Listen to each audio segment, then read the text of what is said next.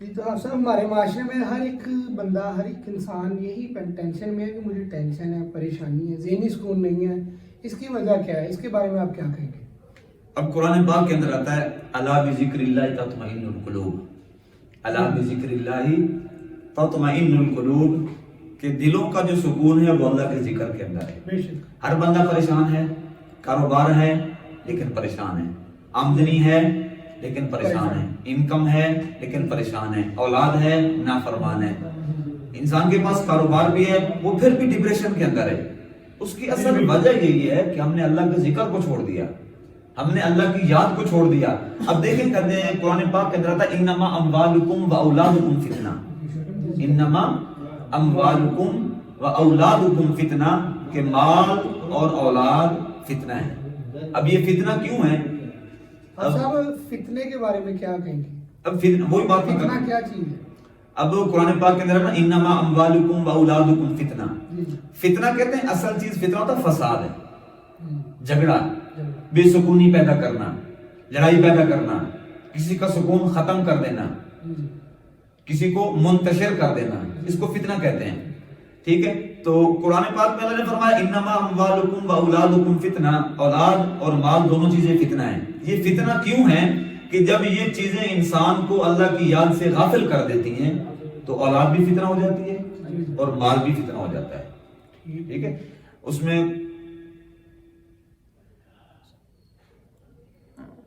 یا ایھا الذین آمنوا اذا نودی للصلاۃ من یوم الجمعہ۔ اب تجارت کے بارے میں یا ایھا الذین آمنوا استعینوا، یا ایھا الذین آمنوا اذا نودی للصلاۃ من یوم الجمعہ فاسعوا الی ذکر اللہ وذروا البیع۔ جو ایسی تجارت ہو، قرآن پاک میں نے فرمایا کہ جو ایسی تجارت ہو جو انسان کو اللہ کی یاد سے غافل نہ کرے، تو وہ تجارت نہ کرے، وہ تجارت انسان کے لیے فائدہ مند ہے، نفع بخش ہے۔ جو تجارت انسان کو اللہ کی یاد سے غافل کرے وہ نقصان ہے اور وہ فتنہ ہے۔ اکثریت نماز چھوڑی کس وجہ سے جاتی ہے؟ یا کاروبار کی وجہ سے یا اولاد کی وجہ سے۔ اللہ نے ان دونوں چیزوں کی اس لیے قرآن پاک کے اندر ذکر کیا کہ اکثریت انسان انہی دو چیزوں میں لگ کے غافل ہو جاتا ہے، یا اولاد کی فکر میں یا کاروبار کی فکر میں۔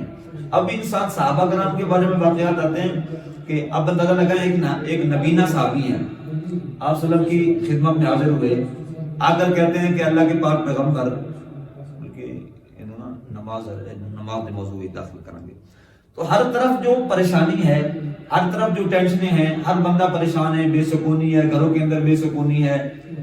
اب دیکھیں ہر ڈاکٹر کوئی گولیاں دے رہا ہے، کوئی میڈیسن دے رہا ہے، کوئی اس کا کوئی طریقہ بتا رہا ہے، کوئی طریقہ بتا۔ جب قرآن کہہ رہا ہے الا بذکر اللہ تطمئن القلوب، کہ بے شک قرآن پاک نے کہا کہ قرآن پاک کے اندر جو اللہ نے فرمایا الا بذکر اللہ تطمئن القلوب، اس کی میں آپ کو مثال دیتا ہوں کہ ایک دفعہ ہم سفر کر رہے تھے، تو سفر کرتے کرتے ہم جو ہے نا پیدل چل رہے تھے، پیدل کسی جگہ پہ ہم گئے تھے، کوئی پروگرام تھا، اس سے ہم عشاء کے بعد واپس ہوئے، عشاء کی نماز نہیں پڑھی، نماز پڑھ کے ہم واپسی نکلے، ہم پیدل تھے۔ ایک گاڑی والا بندہ پیچھے سے آیا، اس کے پاس کار تھی، اس کے پاس اچھی خاصی کار تھی، تو اس نے جو ہے نا ہمیں اشارہ کیا کہ کیا آپ نے آنا ہے؟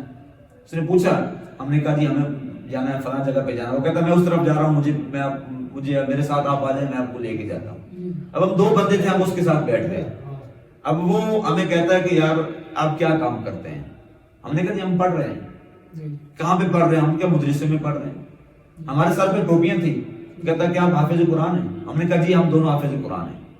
تو وہ ایک دم اس بندے کی آنکھوں میں آنسو بھی آ گئے، اور اس کا قدرتاً آٹومیٹک اس کی زبان سے یہ نکلا الحمدللہ، الحمدللہ۔ ہم پریشان ہو گئے، تعجب کی وجہ سے ہم نے پوچھا کہ بھائی کیا مسئلہ ہے، بات تو بتائیں نا، اس کے پیچھے ریزن کیا ہے جو آپ نے یہ کہا ہے، کیا وجہ ہے؟ وہ کہتا حافظ آپ یقین کریں میں ایک اچھا خاصا بزنس مین ہوں، فیصل آباد کے اندر میری اپنی فرمیں چلتی ہیں بزنس کی، ٹھیک ہے، اور تقریباً میری جو ہے نا 23-24 سال کی جو زندگی ہے نا، وہ میں نے اللہ کی بغاوت کے اندر گزاری ہے، اللہ کی نافرمانی کے اندر گزاری ہے۔ پیسہ تھا، سکون نہیں تھا، کاروبار تھا، سکون، گاڑی تھی، بنگلہ تھا، ہر ایک چیز دنیا کی سہولت موجود تھی، لیکن زندگی کے اندر سکون نہیں تھا۔ لیکن وہ کہتا ہے کہ ایک دفعہ ایسے ہوا کہ مجھے کوئی بندہ ملا جو دیندار تھا، اس نے میری اصلاح کرنی شروع کی. خیر وہ کہتا ہے کہ دیر تو کافی لگی کیونکہ میں اپنے ماحول سے نکلنا میرے لیے کافی مشکل تھا. میری جو سوسائٹی تھی، لوگوں کے جو میرے تعلقات تھے وہ غلط تھے، ان کو چھوڑنا، ان سے نکلنا بڑا مشکل تھا. لیکن اس نے مجھے کہا کہ اگر آپ نکلیں گے تو آپ کو یہ فائدے ملیں گے، آپ کو ذہنی سکون ملے گا، آپ اللہ کے محبوب بنیں گے، اللہ کا قرب آپ کو حاصل ہوگا. وہ کہتے ہیں اس نے اس قدر مجھے ٹریٹ کیا، اس انداز سے مجھے اس نے گائیڈ کیا کہ میں خود بخود اس سے متاثر ہونا شروع ہو گیا. کہتا وہ مجھے ایسا ایسا مسجد میں لے گیا، اللہ کی طرف لے کر گیا. وہ کہتا جی میں اب الحمدللہ میں تقریباً 3 سال ہو گئی کہ میں نے آج تک نماز نہیں چھوڑی، نماز نہیں چھوڑی. قرآن پاک کو میں نے ناظرہ پڑھا. اب وہ کہتا ہے کہ اب میرا اگلا سٹیپ یہ ہے کہ میں قرآن پاک کو ترجمہ کے ساتھ پڑھوں گا. لیکن وہ یہ کہہ رہا تھا، وہ کہتا خدا کی قسم جب سے میں نے اللہ کو تھاما ہے، اللہ کے در کو مضبوطی سے پکڑا، یقین کرو دنیا کے اندر ہر ایک ٹینشن میری ختم ہو گئی. اب یہ اس کا تجربہ تھا، اب اس کے ساتھ یہ گزر چکی تھی. تو ہم آج اسی وجہ سے پریشان ہیں، ہم نے اللہ کے در کو چھوڑ دیا، اللہ کے دربار کو چھوڑ دیا، اللہ کی حضور سجدہ ریز ہونے کو چھوڑ دیا، اللہ سے بغاوت کر لی. اگر آج ہی ہم قرآن پاک کو مضبوطی سے پکڑ لیں، اللہ کے در کو مضبوطی سے پکڑ لیں، تو خدا گواہ ہے اس چیز کا. جس طرح میدان بدر میں اللہ نے صحابہ کرام کی مدد کی تھی، آج بھی مسلمانوں کی مدد اتر سکتی ہے. اللہ تو وہی ہے، اللہ وہی ہے، اللہ آپ بھی مدد کر سکتا ہے. تو ہمیں اللہ تعالیٰ کی طرف ہی رہنا چاہیے، اللہ تعالیٰ کی طرف رجوع کرنا چاہیے، اپنی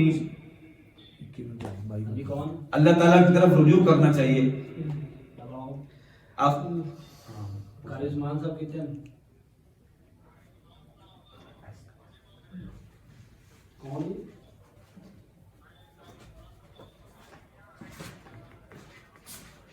اچھا جی نمک سالن گرم کرے ہے عثمانی، نمک سالن گرم کر دیتے ہیں. جی تو آج کی ہماری گفتگو کا لب لباب یہی تھا کہ ہمیں اللہ تعالیٰ کی بند ہو گیا نہیں وہ تو یہ بات میں ریکارڈ ہو رہی ہے، موبائل ہے. اچھا کٹنگ کر لانا یہ بات. جی تو آج کی ہماری بات کا خلاصہ آج کی ہماری بات کا خلاصہ یہی تھا کہ ہمیں اللہ تعالیٰ کی طرف رجوع کرنا چاہیے اور اللہ تعالیٰ ہی کے ساتھ لو لگانی چاہیے اور اللہ تعالیٰ ہی کے ساتھ اپنا تعلق مضبوط کرنا چاہیے اور نماز پڑھنی چاہیے اور اللہ تعالیٰ ہی سے دعا کرنی چاہیے. بے شک اللہ ہی کے ذکر میں دلوں کو سکون ہے اور وہی ذات ہمیں سکون بخشنے والی ہے.